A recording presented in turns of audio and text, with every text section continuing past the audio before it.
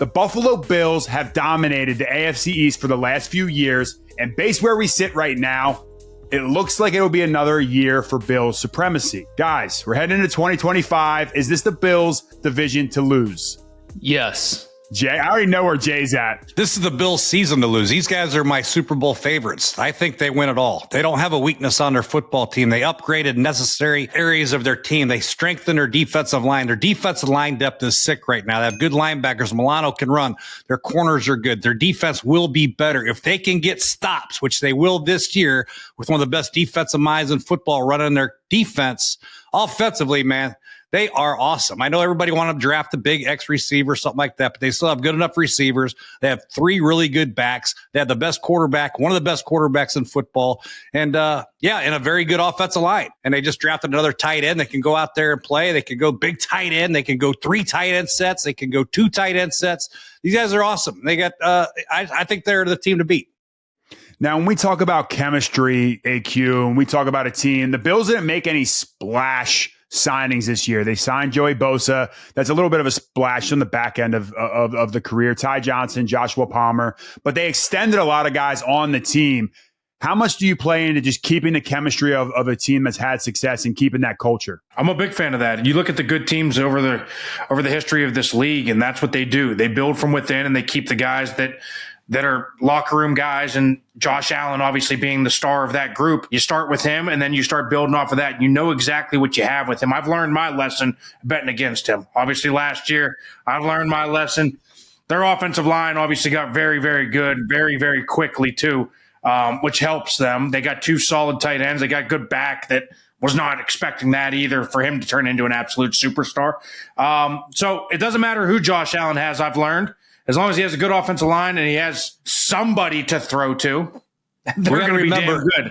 We got to remember they were 13-4, right? And they lost to the Chiefs in the AFC Championship on that controversial 4th-and-1 call and the drop by Kincaid late in the game. So these guys are knocking on the door again last year, and I think this year they kick it in and make a move because I think, they gave up 32 points to the Chiefs in the AFC Championship game. I think they can slow teams down. Now, the depth of their defensive line now, that's Espinosa, Bosa, Ed Oliver, Quentin Jones. They got TJ Sanders. They got Ogunjobi. They got Greg Rousseau, Landon Jackson now. They got Deontay Walker. They drafted from Kentucky. These are a lot of guys, big bodies. They can move around and play different styles. And having a good rotational defensive line is critical for teams to be successful, and I think they have that now. How good is Joey Bosa going to be? He still got it? Can he stay healthy, I guess is the question, right? That's the key, staying healthy with him. It's like he's still super talented. He's still a 15-sack-a-year guy, but in order to get 15 sacks, you got to play in 17 games, right? And his MO the last couple of years has been playing in 8 games. So, and even whenever he does play in whatever it is, 12, 13, 14, whatever it may be, he's not 100%. And 70% Joey Bosa is just a guy, right? Yeah, I mean, last year, I just looked the stats up real quick. 14 games played, 20 total tackles, 5 sacks. So he did get 14 games, but the sack numbers weren't there, which is a little odd. But if you look at over the course of his career, I mean, the guy's closing in on having, 75 sacks. He'll have 100 sacks over his career. If they can get Joey Bosa playing at a high level, playing like 3rd overall pick Joey Bosa, that really does scratch the itch for him because Von Miller never came in and was that dynamic closer either. So they really haven't had that guy in a while because Espinosa, I played against him. He's a good player, not great. You're kind of looking across that depth chart. And the D-line, to me, yes, they have depth. They need Gregory Rousseau to step up. I just think that there still is some question marks I need answered on the defensive line. What about receivers? Is there a weakness on this offense, Colt? I think the addition of Josh Palmer is going to help. I mean, he made some plays in LA for a while. But listen, this team is built running the football. They re-signed Ty Johnson. They got James Cook. They went and got the tight end that Jay loves, Jackson Hawes, so that they can play a lot of 13 personnel sets with Kincaid and Knox. Those guys have played a lot of football together. Knox especially. They can get crafty and creative in the passing game from those bigger tight end personnel looks, but they're running the football. I think they're fine. They got a great slot receiver. He never drops the ball. Another one of Jay's favorites, huh? Jay loves him. I love Khalil Shakir. He's on my fantasy team every year. Shakir. I mean, that guy's They had phenomenal. Elijah Moore as well. I mean, these guys are good enough at receiver. We're not going to put them as a top 5 receiving group in the NFL. These guys are adequate enough to help Josh Allen. And then you forget about the running backs that they have, the ability to run the football. They bring in Alec Anderson sometimes for the big tight end. Now they don't necessarily have to do that, but Josh Allen's ability to run sets them apart, in my opinion. Look at Jay just trying to take offensive linemen off the field, man. Just we get a little moment of glory, and Gruden wants to just snatch it away from us. We can go 2 tight ends and another big tackle in there. 2 tight, and a big eligible tackle and 1 receiver. That's hell on defense. Not many defenses in the NFL anymore have big personnel to match big personnel. Most teams are playing sub defenses 90% of the game. Now all of a sudden Buffalo comes in here with 2 big tight ends, a big tackle playing tight end, and they pound you into submission. It's hard to defend.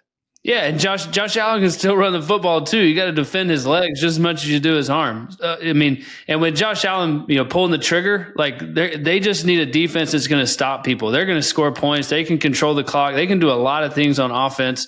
They don't have a superstar X receiver, but they got enough pieces to be really, really good on offense, with Josh Allen. And they picked Maxwell Harrison, who hopefully turns out to be, with the first round pick at 30, hopefully can be a shutdown corner, but their front is good.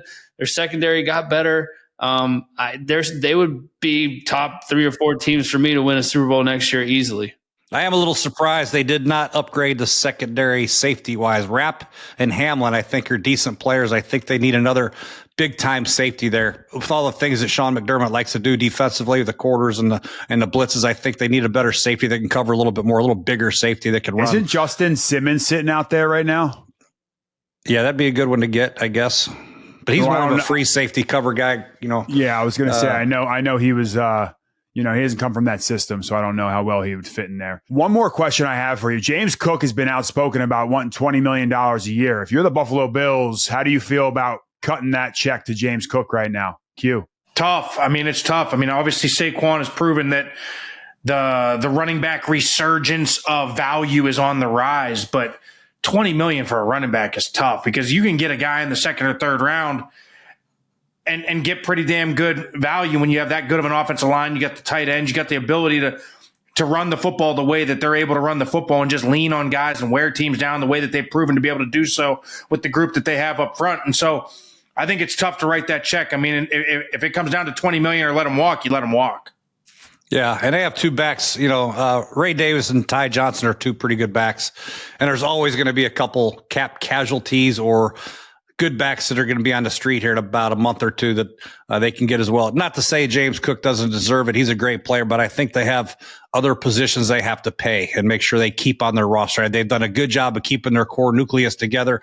And for them to do that, it's hard to do that paying a back $20 million. That's always the interesting thing whenever you pay a quarterback $275 million, right? Now you have to start getting into that battle of, okay, what are the 5 positions that we value that we're going to pay?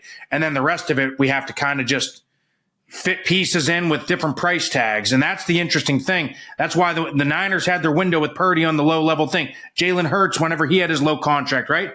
But whenever you start paying guys what you're paying Josh Allen and Mahomes and all these guys are getting these monster contracts, 5 guys are making the money and the rest of it's just fitting value and pieces in. Well, let's talk about that guy for a second, Josh Allen. As we move through these previews, we're going to be building out some season-long pick'ems here on Underdog. Underdog is the best place to play pick'em, and it's never too early to start with the NFL season-long picks. Head over to the Underdog app or online and play along with us. The first entry I want to talk to you guys about, Josh Allen, higher or lower, 27.5 touchdown passes. Jay, I know this is your team, so maybe we'll let you go last, Jay, to wrap it up. Colt, 27.5 touchdown passes for Josh Allen. Yeah, I'm definitely taking the higher. I am. I know that we just talked about how they're built in the run game and all, but he's got big targets. They do a lot of play action, the RPOs. They're going to play deep into the playoffs. I think it's a pretty safe bet that Josh Allen goes higher. Well, here's my thing. He had 28 last year as the MVP of the NFL. So it makes me a little nervous. Like, they might run away with this division. He might sit a game or two. So all of a sudden, like, I'm just saying, 27.5. Is there anyone that wants to play the other side of this one? Yeah, me. Me too. Wow. Okay. All right. AQ, go first. Jay, you still shut up. You're going to go last. I'll take the lower because, again, what we just talked about. Again, he threw 28 and he had an MVP season last year. I don't think they have a ton of, deep threat receivers that are going to go out there and get you 15 touchdown receptions. So I think it's going to be 26, 25, 24 touchdowns, somewhere in that range. Low interceptions, hammer the run game, play good defense, and just be a damn good football team. But he's not going to light up the league and throw for 50 touchdowns and, have a season like Brady had whenever he threw for 50, or Aaron Rodgers or Peyton or any of those things. It's going to be, we are going to lean on this run game and only hit you whenever we need to. Jay, bring us home. Yeah, I think you're right. You hit it on the head, Justin. He's going to have to play like 15, 16 games. He's going to be sitting out the last game. This division has 0% chance to beat the Bills. So week 17, he's out. So you got 16 games, the strong running game that they have, the ball control type they play. I would play the lower just on the safe side, but it would not shock me if he throws a couple screens to Shakir for touchdown, then a back shoulder fade to Coleman for touchdown. And here comes Kincaid for touchdown. I could get screwed on that one, but if I was a betting man, I would play the lower underdog, people. Yeah, right. But I'll also say, think about this offseason, and Joe Brady's talking to Josh Allen, talking about his health, talking about how much he's run. They're breaking down how many hits you took last year. They're talking about, not putting your body in harm's way and only taking chances when you're supposed to. This could be a situation where it's he's looking, when you get in the red zone, instead of running, zone read, they might be throwing some play actions off of that and finding, easier completions for him that turn into ultimately more touchdowns. I'm still sticking with the higher.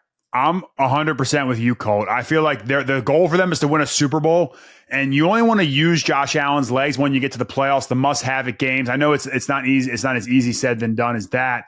But if you're trying to win a Super Bowl, I want him healthy when we come to the playoffs. I'm with you. The read options, get that ball out quick and let Coleman go make a play or one of your tight ends. So I'm going over on this one. Josh is still going to run the ball, boys. He's still going to run the ball. I promise you that. This guy doesn't know any better. He knows nothing else but to run the ball when he gets in trouble. He's going to run the ball. He's going to run it. But look at the evolution. As a play caller, you're going to use him in the running game. Quarterback power, quarterback G-force, whatever they call it. Yeah. He's going to run it. I know, but look at the evolution of his career, right? Lots of turnovers early on, lots of wow plays.